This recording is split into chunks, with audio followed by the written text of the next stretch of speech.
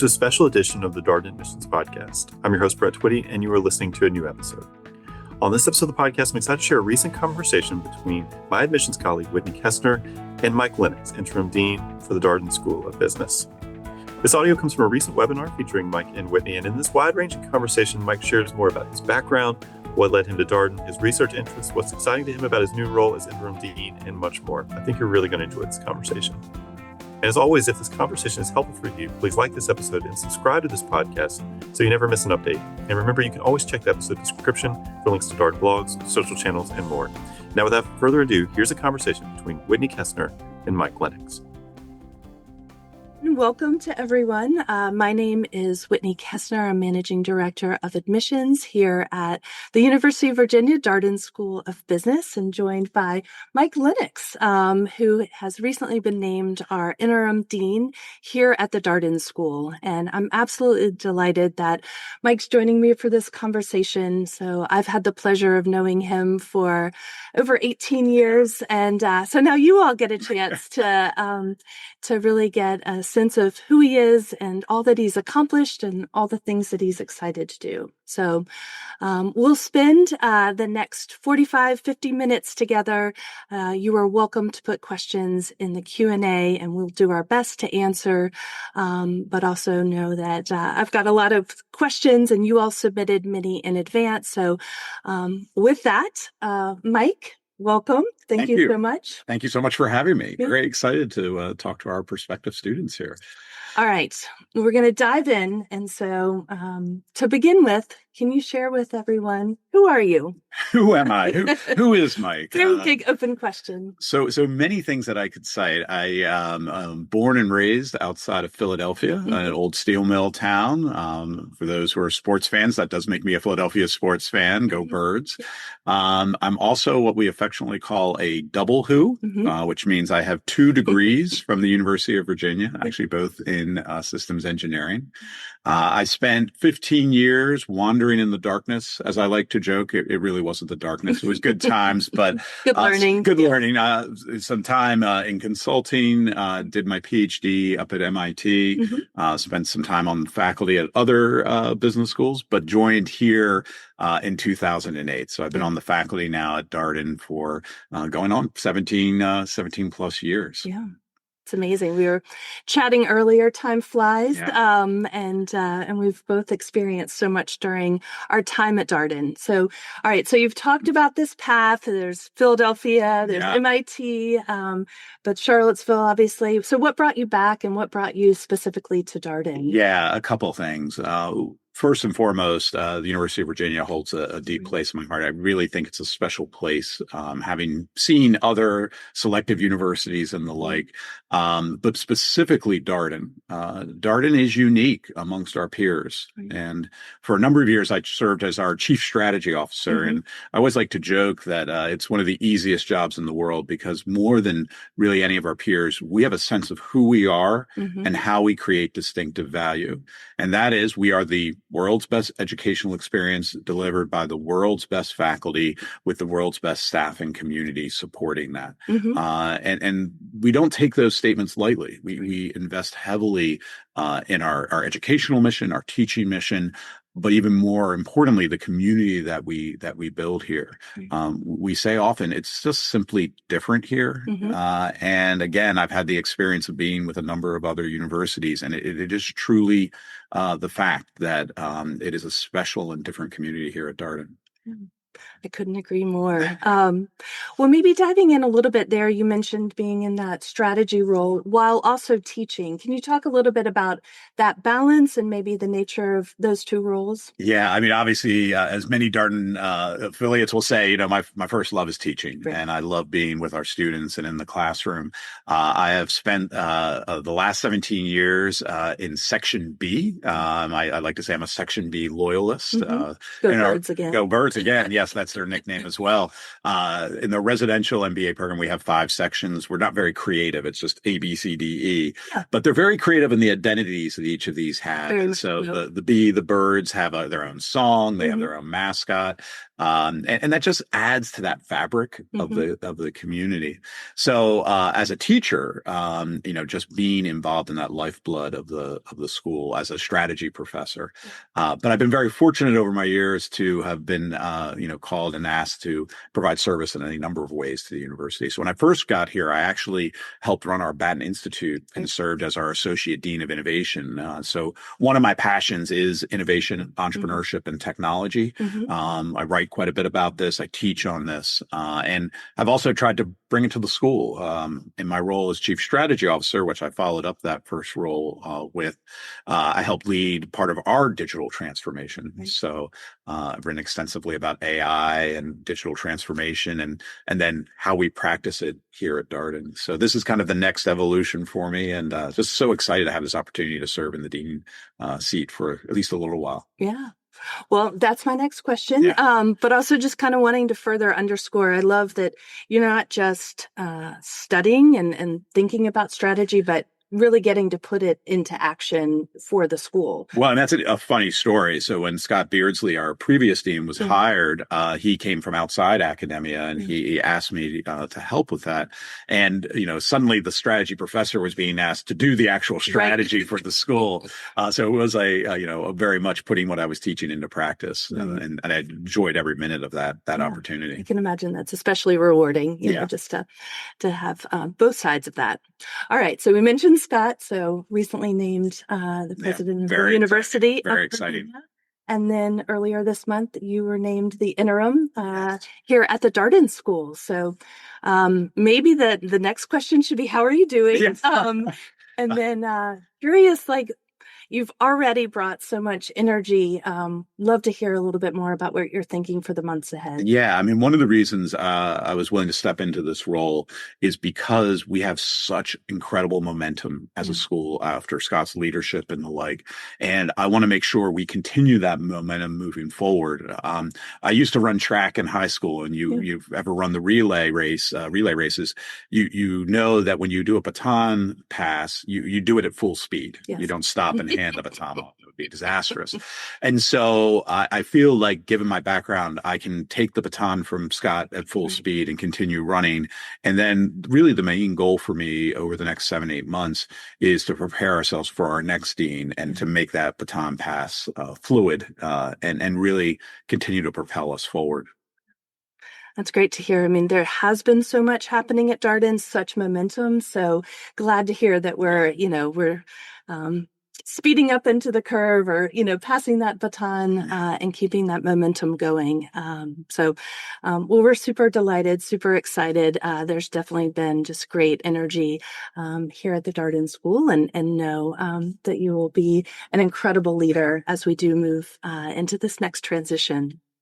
So, all right. So we've talked, you've mentioned a little bit about your first love is teaching. And it's something that is such an important elemental part of the Darden experience. So I'd love if you could spend a little time. I've seen you in the classroom. I've seen you teach. I've heard you talk about it many times, and it definitely, it resonates on so many levels. But for many of our prospective students, it is a different way of learning that they may have experienced in their undergrad. So can you share with us a little bit more about teaching in the case method and sort of what makes this so special? Yeah, and what we talk about is this idea of student-centered learning, with the case method being the obvious example of how we do this. But though we do modes of engagement beyond case method, various experiments or simulations you might do in the classroom. What we don't do is lecture. Yes. And I have some strong feelings about this. I actually was very involved when Coursera launched all the way back in 2012, created a course that's, I believe, the most popular business strategy course on Coursera. And that's a different form of engagement and learning. And my argument would be, if you're spending the money you would spend for a lead MBA, and someone comes in and stands there and it's a one-way dialogue with you of, here's what I know, put a camera on it, record it, and watch it while you're on the treadmill. Sure. And in fact, we do some of that in our core strategy course. We have a series of videos that serve as preparatory for coming into the classroom. Sure. But that time in the classroom is incredibly valuable. Right. And so our attitude is we need to lever that to give the maximum learning experience available to you. So at the heart of the case method, at the heart of student-centered learning, is the Socratic ideal of dialogue and exchange. I know we're going to talk more about AI and its impact on education, but I think this has become even more critical in this day, in this moment that we find ourselves in right now. Yes, you need to learn the basics of accounting and finance and the strategy frameworks we would give you in a strategy course, but that's just the beginning. The fact of the matter is, in the real world, if you will, you have to deal with complexity, ambiguity, uncertainty. Reasonable people can disagree about what's the proper path forward. What we do in the Darden classroom is we create this crucible of an opportunity where you have to conduct an analysis, but then you have to defend it. You have to understand the limits and the boundaries of what you've done. You're going to argue with others about should we do A or B. And so this idea at the heart is how do you justify and move forward on a decision? That's what you'll be doing in the real world. And that's what you do in the Darden classroom every day, 3 days a week, 4 days, or 3 days times a day, 4 days a week. And it's a really powerful way of engagement. And I think as a faculty member, once you've experienced that from our side, you really can't imagine engaging with students in any other way.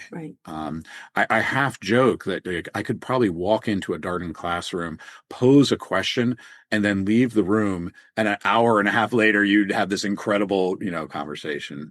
Now, in truthfulness, we do a lot of work 100%. to prepare how the dialogue will unfold. We'll have learning objectives and pastures of discussion that we're trying to kind of coach and bring the conversation through. But at the end of the day, it is, as we say, student led. And so we'll get debates going, we'll get different points, and we might travel far afield from where the original lesson plan was for a while and then bring it back again to that discussion. And so that is kind of the secret sauce of what happens in our classroom.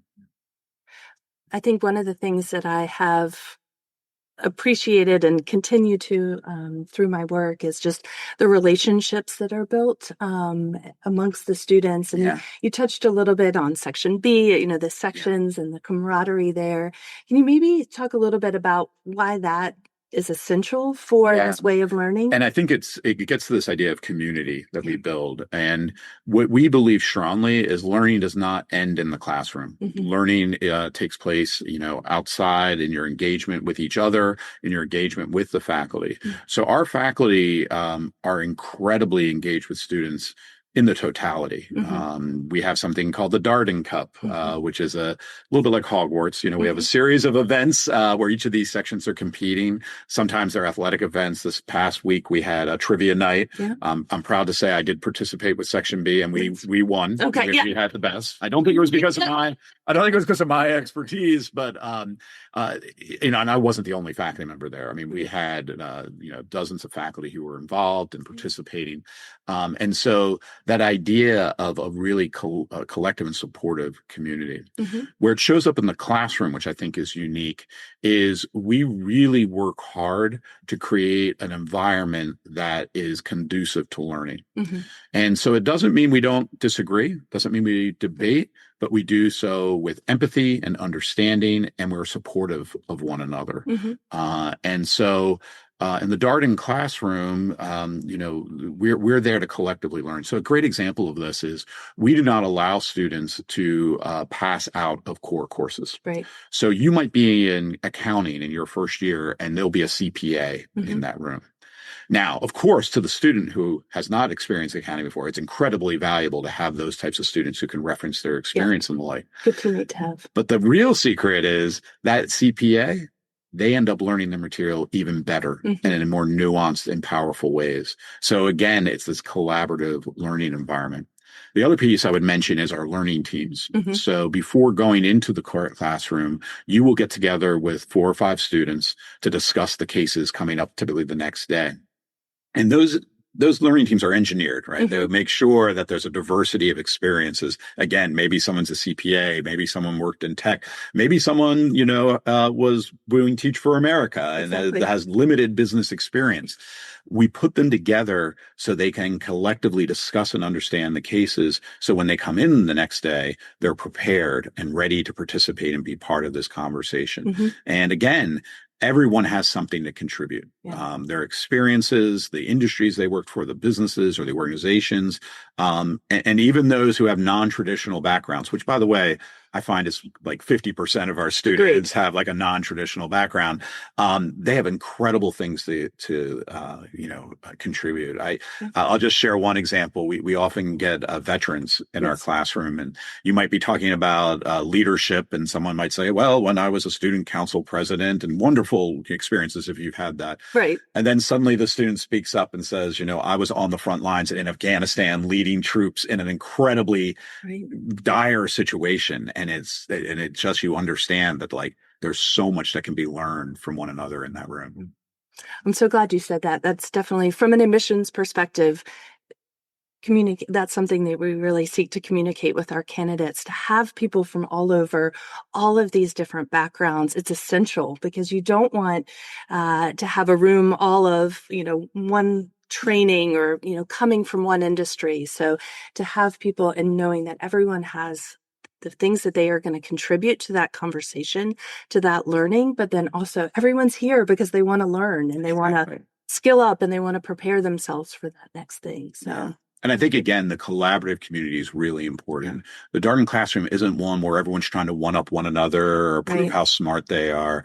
It really is like, how do we bring everyone up to a certain level of understanding and discussion?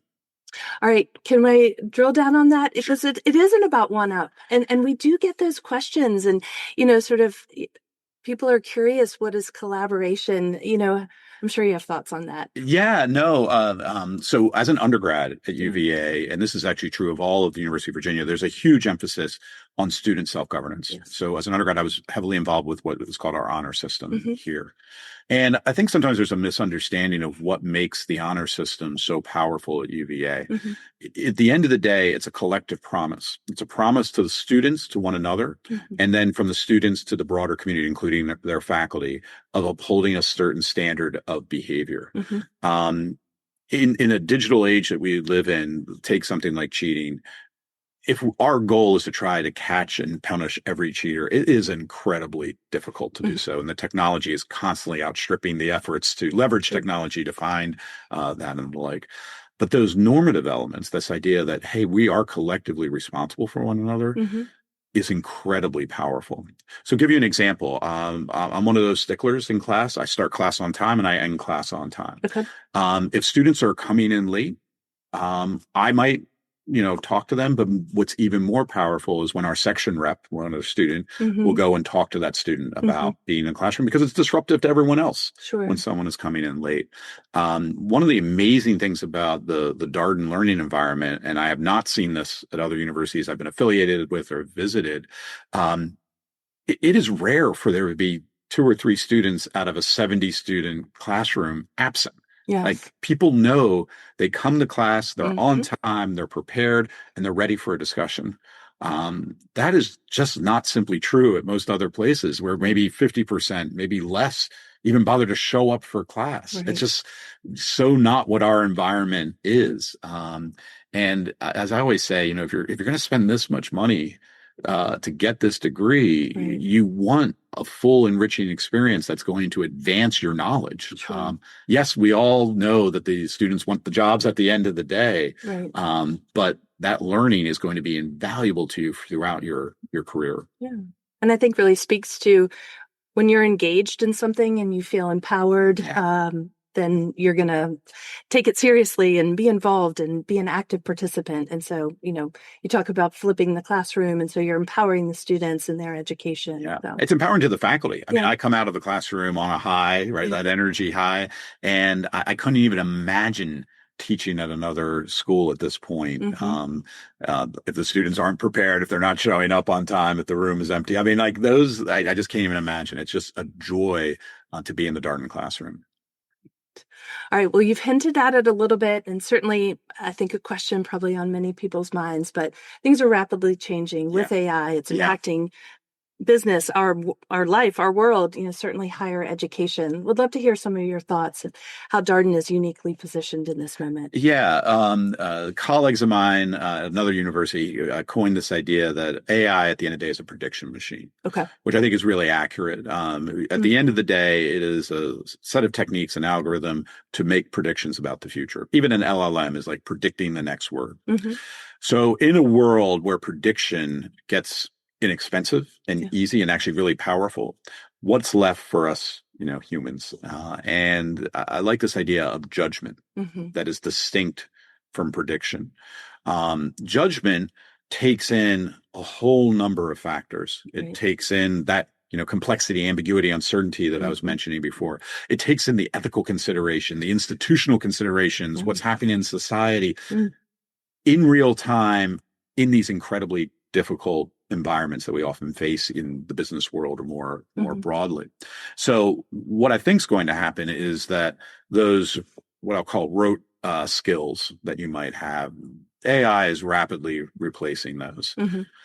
What's going to be more valued is this integrative capability that I like to call it, how to deal with simultaneously having too much data and not the right data. Right. Again, uncertainty and complexity. The Darden classroom, again, is designed to prepare you exactly for that world. And so the ways in which we engage, the way we, in essence, are teaching you to learn become critically important. Because with technology, and I've studied technology for 25 years, you can't keep up with it. Like it's constantly changing. I wrote a book 2 years ago on the digital age that arguably from a technology standpoint was outdated the second it was published, if not maybe before it was published. So you don't come to get your MBA. So I know what is the state of the art of LLMs or AI today, because that will be different tomorrow. It is that big picture. How do I step back? How do I engage with a rapidly evolving technology? So you mentioned before this idea of like flipping the classroom that you sometimes heard, especially around when these massively open online courses were popular. We've been flipping the classroom for nearly 75 years at this point. It is becoming even more critical and valuable because, again, the rote learning, go on YouTube and watch a video. You can pick up on certain things pretty quickly there. That integrative capability, that's what we're trying to develop. No, I think that's especially powerful. And again, it's in this moment, there's so much rapidly changing, and I think people are trying to understand what is going to be that value add, so that judgment element. And we have an incredible track record, if you will, in terms of companies coming here and wanting to hire our students, both in our full-time as well as in our working professional programs. And we hear things again and again, and in this very moment, hearing more around. I think getting to your point around judgment, yes, can use these tools to get this information, but what do you do with this? How does that impact downstream? So can you talk a little bit maybe around how the case method, how Darden is really helping students from communication to leadership to impact? Well, before I hit that, just on the job front, let's talk about that. With AI, there's obviously this fear of a jobless future. I don't subscribe to that viewpoint. I think, though, what's going to happen and is already happening is AI is going to make knowledge workers much more productive, 10x more productive in some cases. That will mean that we'll need fewer of these elite knowledge workers. So those jobs that many of our students are looking for are going to get harder to come by. I believe strongly, and I think the good news here at Darden is we have done incredibly well in placing our students, in part because they're bringing the skill sets that are needed by whether it's consulting, investment banking, technology companies, or the like. And we are often a primary source for their talent needs. I think we are incredibly well positioned, and we've seen this in our data in recent years, to continue on that trend of being one of these primary employers for these industries, which will probably be shrinking in the number of people that they hire into them. To your point about the broader skill set, again, decision-making under ambiguity, complexity, and uncertainty, but all these other skills, like you said, communication, teamwork that you learn to do in the learning teams, communicating your point. I do a lot of work again with like entrepreneurs, and as an entrepreneur, you will put together a pro forma spreadsheet that makes some forecasts, and it's always going to be, the market potential is billions, and here's how we're going to capture part of that. Right. Wonderful. You need to do that. It needs to be technically sound and sophisticated. But when you get in front of a set of investors, that is a beginning of a conversation. Right. And don't fool yourself that you will put this spreadsheet together and reveal it to investors and they'll start clapping and handing over money. That is not how it works. They will immediately attack you on all your assumptions, the sensitivity analysis. How are you dealing with uncertainty? Have you thought about tariffs in Europe? Have you thought about, training people in an age of AI? That ability to deal with, again, that complexity, that's what we're training you for. That's what we're giving you the skill set for. Yes, you need to understand how to put that spreadsheet together. But again, that's just the beginning of a conversation. And so we're really giving you this crucible again of preparation for those types of moments. Same if you're an investment banker, maybe making a merger and acquisition recommendation, right? That you do your analysis, but then tons of questions that come in after that. Technology, for sure, there's so much uncertainty, but just even where technology will go. This is something I study and do quite a bit of work on, is disruption. Right. And I joke with my students, if I could predict, where technology was going accurately, I'd be, living on an island that I purchased. I actually wouldn't. Actually, I love this job so much. But I maybe, well, now I am the dean, so I could say, like, maybe I wouldn't, ask for a salary at that point. But I really think, what we do is unique and unique for this moment. Yes. That's great. Well, maybe unique in this moment, and then maybe a more long-term kind of view of the MBA. So I know that many times our candidates are thinking about that internship or that first job after they graduate and thinking about how do they prepare themselves for that. But we know the value of the Darden MBA. It will continue to benefit our alumni 10 years, 20 years, 30 years into their career. Why is that? Can you speak a little bit to the... Reminded of the old Mark Twain line that something of the effect of the reports of my death are premature, right? The death of the MBA is something that I've been reading about for 25 years. Yes. And that it's under stress and other degrees are going to supplant it. It has been the most resilient, important status and certification that we have seen, especially in the business community. There are trends, there are things that come and go. The MBA persists and endures. And I have every reason to believe that will be the case moving forward here. The skills that we provide, the emphasis we provide within an MBA education is constantly evolving. Right. It's actually one of the benefits of a case method. We often have these core learning objectives that we're trying to communicate through a case. In business strategy, maybe it's to teach you the old 5 forces framework of industry structure, classic strategy framework. But because we're constantly updating our cases, we can apply it in new contexts. And so the other learning objective might be learn about an interesting industry or technology. And so we're able to keep the curriculum fresh without having to necessarily design a new course on AI. Right. No, we'll just bring in a bunch of cases about AI into the curriculum. We have done a bunch of things, just speaking of AI in the strategy course, for example, where we have embraced AI as a technology. My strong belief is our students are already going out into the world, whether it's consulting, banking, and some of these other professions. They're given agent AIs on day one. So if you do not know how to work collaboratively with an AI, you're going to be at a disadvantage. So let's do that in the classroom right now. Sure. So again, the way we structure things actually gives us flexibility to be cutting edge as best we can in every moment. For sure. No, I think I'm glad you mentioned that, because that's something we get questions around. Sort of a case may be 10 years old, and it meets that learning objective, but you're going to bring in the people in the room, their perspectives, but then to your point too, it's also bringing in new cases. And so keeping it fresh and alive. And I'm glad you mentioned that part of that student-centered learning again is bringing in others and their viewpoints. Right. So I do a case that at least touches in part on Kodak, right? Which is getting to be an old, story now, going back well over a decade of their failure and bankruptcy in the face of digital disruption. But there's so many valuable lessons to learn. But what we'll do in the classroom, I'll just simply ask the students, have any of you been in a similar situation? And a bunch of hands will go up and be like, oh my goodness, in our company, we were struggling. And then, maybe unfortunately, maybe have gone bankrupt or faced one of these moments. And why was that? And what was happening? And why couldn't you see the future and embrace the new technology? So even in a case that's set back in time, we can bring it forward by bringing in those experiences in the classroom. Oh, I think that, yes, again, speaking to our prospective students, you all have these great experiences that you will bring to that learning and help your classmates who might not have had that experience in that industry, that role, or that part of the world.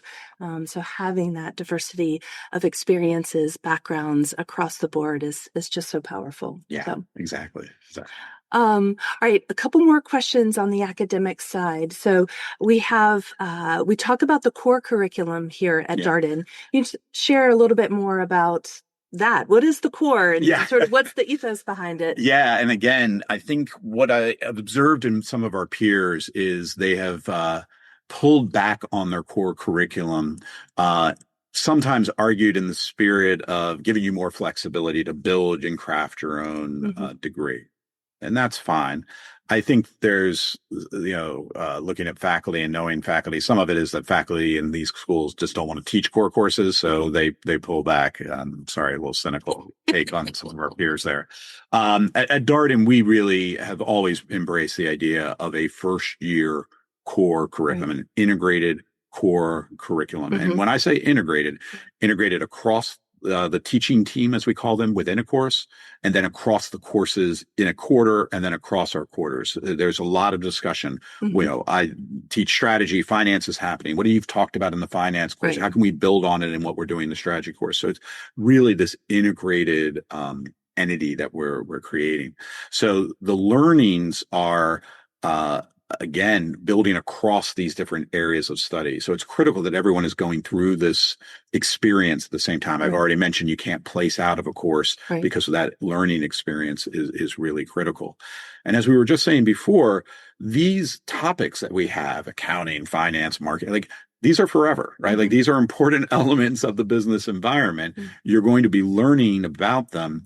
But the key to the way we do the case method and the way we structure our curriculum is that it becomes this integrated whole that we produce. And again, our goal is that after you get through that curriculum, it doesn't matter what career function is, you have this incredible base of understanding. Because the fact is, you're going to change your job and the organization you work for during the course of your career. The days of when you graduated from Darden and joined a company and that's who you're with for the next 30, 40 years, long gone. Yeah.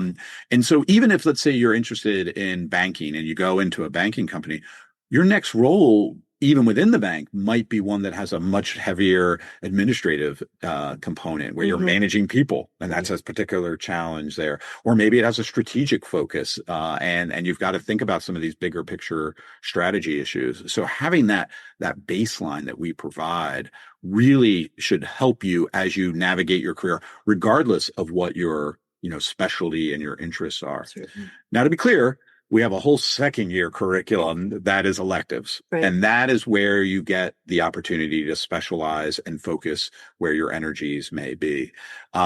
We don't have majors in our program. We do have some concentrations, but I always tell students the most important thing is what is the suite and portfolio of courses that are available. And as you can imagine, we have an incredibly robust and diverse set of courses that you can are availed to you, and you can construct in really any way that you choose. So you can kind of pick your journey, and we provide guidance depending on what career path you might be interested in. And if you just want to be a happy wanderer and explore a lot of different interesting topics, that's wonderful as well. I think that is that foundation through the core, and then the electives giving that opportunity to customize. So I think both are really important. I know I've heard some faculty members sort of talk about that T. The core gives you that broad base, and then the electives allow you to go deeper or to be that happy wanderer and to experience. So what are some of the what are some of the electives offered? All of them are fun. It's just something to name my own. So I do one on strategy in the digital age. I have a book on the topic, which is kind of all things digital. It's interesting because when I wrote the book, we were talking a lot about blockchain and crypto. And then, of course, now AI with LLM. So I always point out to students, AI has been around for a long time. Yes. When I was an undergraduate back in the early 90s, to date myself, we were learning things like machine learning and neural networks. So the technology was kind of there. We just didn't have the processing power and the volume of data to train our algorithms back then. So I obviously have a passion for that. I don't know, some of the fun ones, Bobby Parmar, who's one of our just absolutely rock star teachers, does a course on improv that he teaches with Ed Freeman, who's also one of our legends here at Darden, which again, you think like, why am I taking an improvisational comedy course while I'm getting my MBA? But I don't think it's hard to see that the skill set of improv translates well again into this complex world that I keep describing here. Completely. So there's another course by Peter Bellamy, Paths to Power, that is incredibly powerful. Infamous in that we were talking about this the other day, how many of us have courses that hopefully have a positive impact on students and they learn a lot. They come out of Peter's course saying, my life has been transformed. And I don't know if I've achieved that in my classroom yet.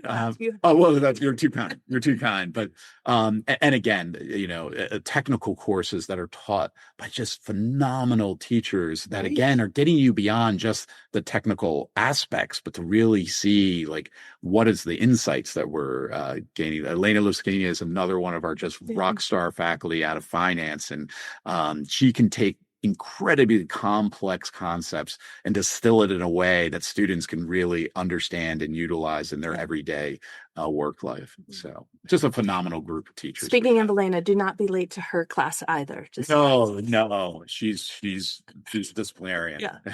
Well, all right. So the electives, you touched on a couple popular ones. We also have some more experiential there. Venture Velocity. So for those entrepreneurs out there, a new one, the ETA, which is really exploding as a possible career entrepreneurship through acquisition. Yes, very popular right now. And so another, velocity class, really giving students that opportunity to work through the process, to take their ideas, to, be with the cohort, to learn from each other. So and I think that's right. Again, we talk a lot about the case method, but I always like to emphasize that, that is the core of how we engage, but not the totality of how we engage. And there are these other really interesting engagements. I obviously, be involved with the entrepreneurial community here, have maybe a bias towards some of those offerings that we have. And we've had literally hundreds of successful ventures started while here at Darden that have gone on and done great things. And it's a great opportunity to do that. And maybe just for those of you who are interested in entrepreneurship and technology, we have an incredible ecosystem here in Charlottesville. Yes. We are a burgeoning entrepreneurial ecosystem in itself. So it's a fabulous place to come, here to Central Virginia, if you're interested in starting a business. We haven't talked about Charlottesville. I was thinking about that. And very well, I am a wildly passionate fan of this area, and I can say with credibility, after living in New York and Boston, pound for pound restaurant scene, music scene, and arts scene, the sports amazing. Depending on the year, maybe. Well, depending on the year, national championships in many sports. The outdoors, just an incredible, on the foothills of the Blue Ridge Mountains and Skyline Drive and Shenandoah National Park, just robust. And I guess I'd be remiss not to mention our wineries and breweries. And if you enjoy alcohol, we've got it for you. So it is this just idyllic college town Right. that is of sufficient scale and diversity that we get those cultural artifacts, the sophistication that some of you might, desire in an urban environment. We have that here, Right. but we have a scale that's accessible Mhm. that you just, rarely see. So I can't Sure. speak enough about how I know. wonderful it is to live here. It has definitely been an incredible place, incredible opportunities, as you said. I'd be remiss if we didn't touch upon Northern Virginia. We've got Yeah, of course. Yeah. we are the University of Virginia, as Yes. we talk about, and so maybe touch a little bit on our presence in the Washington, Yeah, and I was D.C. actively area. involved when we were making that decision. It was one of the easiest decisions I think we made as a faculty and Mhm. as a school. As you said, we are the University of Virginia, Mhm. and the Northern Virginia environment is just this incredible area. I always said that we didn't move to Northern Virginia and to the DC area because it was a large metropolitan area north of us. It is a distinct environment in the world. Mhm. Of course, the federal government, Right. but all the international organizations, the World Bank, the IMF are located up there. There is a burgeoning tech environment up Huge. there, Yes. largest concentration of data centers in the world, Mhm. AWS headquartered there, Mhm. Amazon HQ2, literally a stone's throw away from our Roslyn grounds. Mhm. It is a unique and dynamic environment of itself. So our move there about a decade plus ago Mm. has been invaluable to us as a school. And we often talk about how Charlottesville's, our global home, Right. but Roslyn in DC is our global gateway. Yes. And it really opens us up. And we haven't talked about that, but we are a global business school, to be Yes. very clear. We're global in terms of our faculty, for sure, Mhm. for our student body, for sure. But in terms of our exposure and connections to the world, our alumni are across the world. In terms of even our ways our programs are, we haven't mentioned our global courses that we offer in all of our Right. formats, the opportunities to study abroad, to Mhm. go on these, in some cases, like 10-day adventures, if you will, Yes. to everywhere from Patagonia to South Africa to Asia. It really is a global oriented business school, despite, being here in little old Charlottesville and Yeah. of course up in DC as well. For sure. No, I'm so glad that you mentioned that. And it is something that is an incredible and essential, again, part of this experience is Yeah. to have students from all over, but then also to have these opportunities to explore new countries. And so I know the Darden Worldwide and the global residencies for our pro degrees, they're busy planning. Those trips are coming up Yeah. in March. And so I've got a lot of eager students and what a meaningful way to experience a new part of the world with your classmates and sort of Yeah. further build those bonds. And to be clear, our faculty are going on these Yeah. trips as well. So, one very popular Darn Worldwide course goes to Australia Yes. with Shane Dokalai, who's from Australia, one of our faculty colleagues. And so you're getting an insight into Australia with an amazing faculty member who's from there. Yeah. And we do that, when we can, across the world. I know Yael has led trips to Israel and, Yes. that Japan. Japan, and really tying in with our faculty expertise is just yet another opportunity to kind of build those relationships. Right. I want to circle back a little bit on the Batten Institute, but also just entrepreneurship. And Yeah. another appointment that you had more recently was initiative across the University of Virginia, kind of looking at entrepreneurial. You talked about Charlottesville, but maybe talk a little bit about the entrepreneurial energy here at UVA. Yeah, and so I created something that helps stand up something called UVA Innovates, Yes. which is a pan-university platform for advancing entrepreneurship and innovation. Mhm. It supports both students' entrepreneurship, but we also have quite a bit of what we might call tech transfer, Mhm. technologies coming out of laboratories and the like. Right. And where that becomes relevant to our Darden students is we have had a number of ventures that have started as technology in UVA labs Yes. that Darden students have, some cases become the CEO of those companies or, been involved with them very early on in helping them bring them to market and scale. I've already mentioned Charlottesville itself is this robust entrepreneurial ecosystem. A few years back, we were rated the #1 venture growth community. We were cited as one of the top cities for entrepreneurship. It is part of our lifeblood, and you feel it again in our town. I mean, we're not. I won't try to sell us that we're not a huge metropolitan area, so you Right. can know everyone pretty quickly in the ecosystem, Mm-hmm. and I think that actually makes it even more powerful. And we have, for a city our size, we actually have a number of different interesting clusters. We have Yeah. clusters in biotech, Mm-hmm. in clean tech. We actually are a leader in like solar installations and the like, and a burgeoning gov defense and cybersecurity presence that we have with actual facilities from the federal government that are operating here in Charlottesville. So there's just numerous opportunities in that space. Yeah. Well, great, Mike. Well, like I said, we've covered a lot of ground, and seeing some of these questions coming in, I think we're hitting on most of those. And so as we kind of wrap up, one of the things that, one of the questions, what is your vision for students who will graduate from Darden? I feel like that was a good one to kind of wrap on. Well, and it goes right back to what I began with of what we do uniquely, like these transformative learning experience centered on student-centered learning, taught by the best faculty in the world who care and value and are deeply engaged with students and engaged with practice. Right. The end result, what comes out of that again, are students who are, maybe I'll call them integrators, which again, as I say, in the age of AI, I think is the most valuable skill set to have.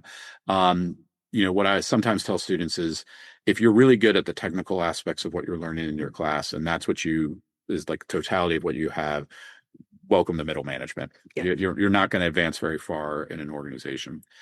Clearly, part of the Darden experience is developing a set of what we might call social skills: how to work in teams, how to lead, even how to socialize in a social setting is part of the experience.